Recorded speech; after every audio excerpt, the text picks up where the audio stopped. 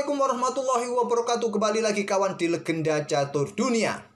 Akhirnya kawan, ada turnamen besar yang mulai digelar, yaitu Tata Steel Chess 2024. Seperti biasa, memang Tata Steel ini jadwalnya di bulan Januari kawan, mengawali event-event besar lainnya.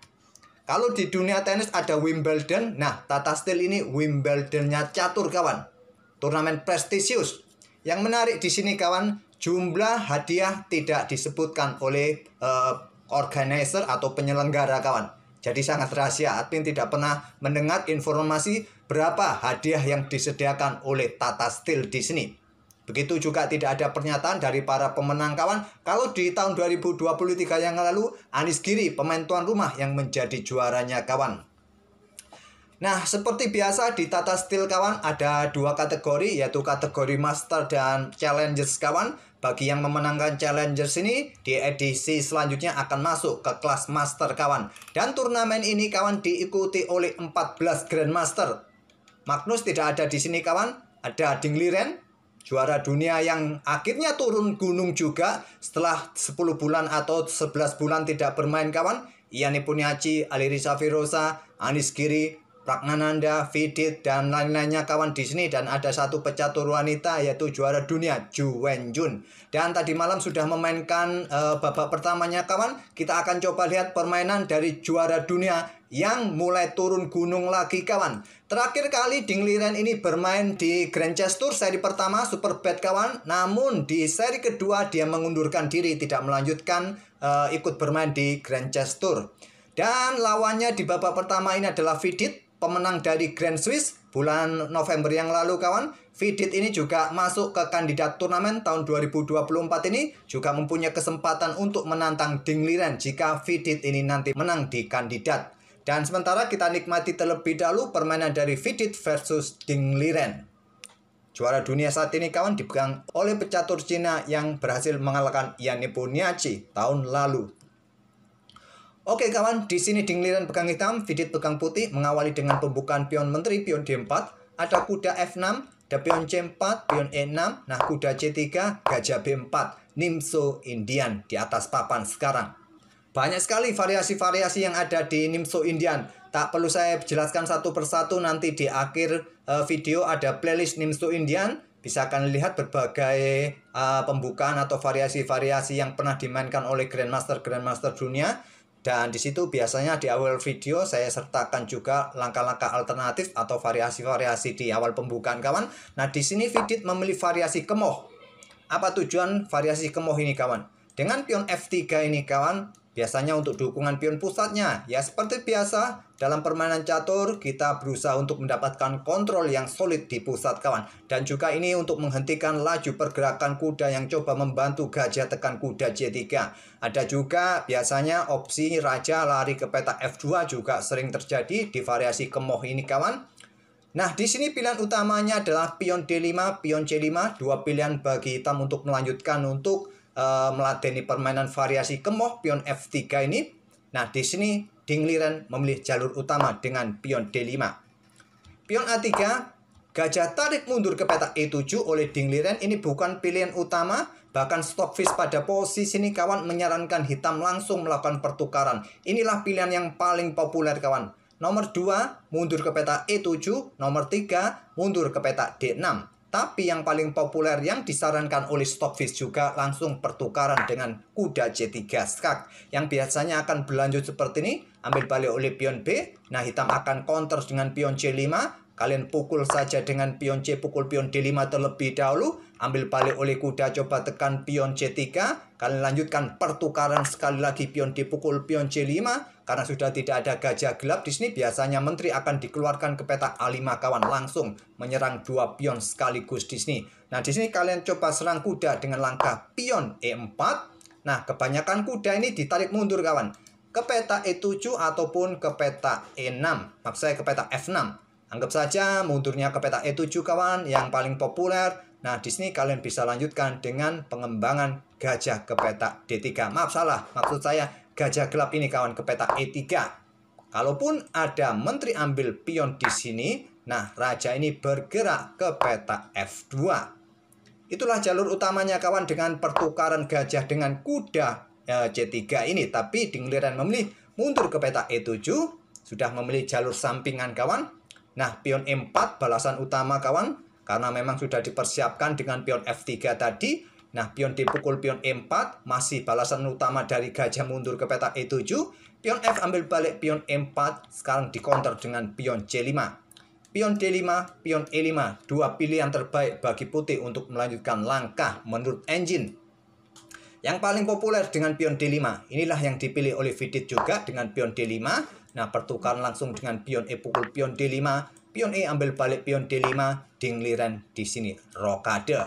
Memang terlihat dengan variasi kemoh kawan, di sini tersisa 2 pion saja di sayap raja, sehingga kalau kita memilih untuk rokade pendek nanti rokade sisi kanan, maka ada ruang yang terbuka yang mungkin bisa dimanfaatkan oleh hitam. Tapi sampai langkah ke-9 ini masih banyak yang memainkan permainan seperti ini kawan di variasi kemoh, yang biasanya juga di sini kebanyakan sih gajah berkembang ke peta E2 kawan, langsung blokade lajur E yang sudah terbuka penuh agar tidak bisa dimanfaatkan oleh benteng. Tapi kalau Stockfish di sini juga menyarankan kuda F3 terlebih dahulu, gajah E2, menteri C2 juga bisa dikeluarkan kawan, tapi memang populernya adalah gajah ke peta E2 atau kuda ke F3 tadi. Gajah E2 pilihan dari Vidit. Benteng E8 yang paling populer di sini kawan, atau mungkin dengan pion A6. Memilih dengan pion A6 di sini Dingliren. Kemudian kuda F3. Nah, gajah D6 ataupun juga masih benteng E8 kawan, merupakan dua pilihan yang paling banyak diambil. Atau di sini juga Stockfish menyarankan gajah terang ini segera dikeluarkan, cukup ke peta F5 ataupun gajah gelap ini ke peta D6 atau bahkan mungkin dengan pion H6. Memilih dengan pion H6 Dingliren. Kemudian di sini ada gajah F4. Nah, di sini tadi pilihannya di game yang lalu yang pernah terjadi adalah rokade kawan, dan permainan berakhir miss. Tapi di sini Vidit memilih dengan gajah gelapnya ke F4, dan ini merupakan ide baru yang belum pernah terjadi sebelumnya di langkah ke-12 putih. Ada gajah D6, tantangan dari Dingliren, ditahan, perkuat dengan menteri ke D2 agar cepat aktif menteri nanti. Kalaupun terjadi pertukaran di sini, tentu posisi menteri sangat aktif nanti ke depan. Tahan sedikit, benteng E8 dikeluarkan oleh Dingliren. Nah, rokade amankan raja. Keluarkan gajah G4 Dingliren di sini agar dua perwira minornya juga segera aktif kawan. Kuda akan siap berkembang ke peta D7 di langkah berikutnya, gajah D3. Karena sudah tidak ada ancaman yang berarti di sini kawan, sudah ada dukungan dari benteng jika terjadi pertukaran, gajah direposisi untuk mendapatkan diagonal serang yang lebih bagus. Dan akhirnya Dingliren mendahului pertukaran perwira minor di langkah ke-15, gajah pukul gajah F4, ambil balik oleh menteri, dan coba perhatikan bersama benteng menteri di lajur F yang aktif kawan, apakah nanti salah satu kuda ini juga siap reposisi ke peta H4, apakah juga ke peta D2, kemudian ke E4 salah satu kuda untuk membersihkan lajur F. Tapi ya masih bisa di backup dengan pengembangan kuda B ke D7, gajah bisa mundur reposisi untuk perkuat peta F7-nya kawan. Nah, di sini mengembangkan kuda B ke D7 terlebih dahulu Dingliren. Salah satu rekomendasi dari Stockfish juga pertukaran gajah sikat kuda. Nah, mungkin diambil balik dengan benteng langsung, memberikan kesempatan doubling lebih cepat, baru mengembangkan kuda B ke D7 hitam. Di sini Stockfish menyarankan gajah ini reposisi ke peta C2 terlebih dahulu kawan, atau benteng langsung di double sekaligus di lajur F. Tapi Vidit memilih dengan, maksud saya Dingliren memilih dengan langkah pengembangan kuda B ke D7 terlebih dahulu. Nah, kuda D2 kawan agar tidak menjadi target dari gajah tadi, dan siap juga reposisi. Tadi juga ada saran kuda ini ke peta H4, tapi Vidit lebih memilih ke peta D2 bersama saudaranya nanti membersihkan kuda yang ada di peta F6 ini. Nah, di sini gajah langsung direposisi ke H5. Gajah F5, ada gajah G6, kuda D lompat ke E4, lanjut Vidit kawan. Saran dari Stockfish juga, kalau kalian ingin melakukan pertukaran di peta G6 ini juga tak ada masalah. Langkah ini terbilang juga cukup kuat kawan, dengan struktur pion yang bertumpuk, tapi memang terlihat sangat tertutup, membuat nyaman raja kalau ingin bersembunyi kawan. Tapi lihat evaluasi bar ini putih sedikit naik dengan langkah pertukaran ini kawan.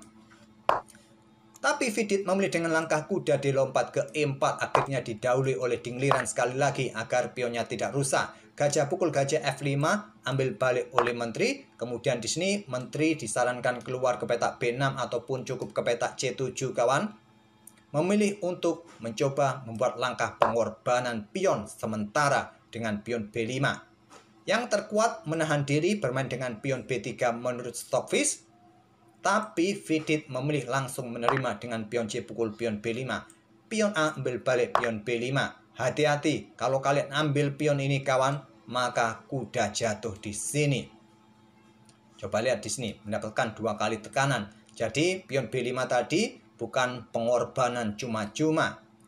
Terlebih dahulu pertukaran kuda pukul kuda F6 skak, ambil balik oleh kuda, baru Vidit ambil pion B5. Ternyata pengorbanan betul kawan, karena punya tempo skak tadi dengan pukul kuda di peta F6. Menteri bergeser ke peta F8, serang kuda, serang pion di sini kawan, ataupun juga untuk dukungan bagi benteng, serang menteri, serang pion di sini juga. Di sini pion A4, benteng diangkat naik ke E5, menteri F4, benteng yang ambil pion D5 agar lajur F ini tetap tertutup blokade oleh kuda di peta F6. Dan terbuka juga tantangan pertukaran menteri kawan diladeni oleh Vidit. Menteri pukul menteri B8 skak, ambil balik oleh benteng. Kemudian benteng FD1 menantang pertukaran, ditolak dengan langkah pion C4. Di sini terjadi pertukaran benteng didahului oleh Vidit, ambil balik oleh kuda. Kita sudah di langkah ke-28 kawan. Nah, berlanjut dengan langkah benteng C1 serang pion. Dilepas memilih dengan benteng A8, benteng ambil pion C4. Ada kuda kawan, garbu benteng, garbu pion yang sulit juga untuk mempertahankan pion A4. Benteng angkat ancam kuda, kuda yang ambil pion A4 ancam pion, pion dorong ancam balik kuda, kuda B2 dan benteng D6. Benteng B8, ada benteng D2. Pertukaran kuda di sini kawan, dan beberapa langkah berikutnya setelah raja kedua pemain ini mulai bergerak ke pusat, akhirnya di langkah ke-38 kedua pemain sepakat remis. Dengan jumlah pion yang sama kawan, endgame seperti ini secara teoritis memang dalam posisi yang bisa remis kawan. Kecuali kalian yang main nggak tahu, bisa kalah, bisa remis, bisa menang juga. Oke, itulah kawan permainan pertama Dingliran di tahun 2024 ini kawan. Setelah hampir 11 bulan tidak aktif kawan. Terakhir kali bulan Mei yang lalu mengikuti Super Bad Chess Classic di Romania kawan. Selepas itu dia mengundurkan diri dari Grand Chess Tour dan sudah tak terdengar kabar lagi. Akhirnya Dingliran turun gunung di tata stil ini. Oke, semoga permainan dari kedua pemain tadi bisa buat jadi bahan referensi kalau kalian ingin bermain di Nimzo Indian dengan variasi kemo kawan. Di mana jalur utamanya tadi dengan pion D5 selepas pion A3, jalur utamanya adalah pertukaran seperti ini dan seperti ini kawan. Bisa kalian lanjutkan dan kita akan bertemu di video-video berikutnya. Terima kasih. Wassalamualaikum warahmatullahi wabarakatuh.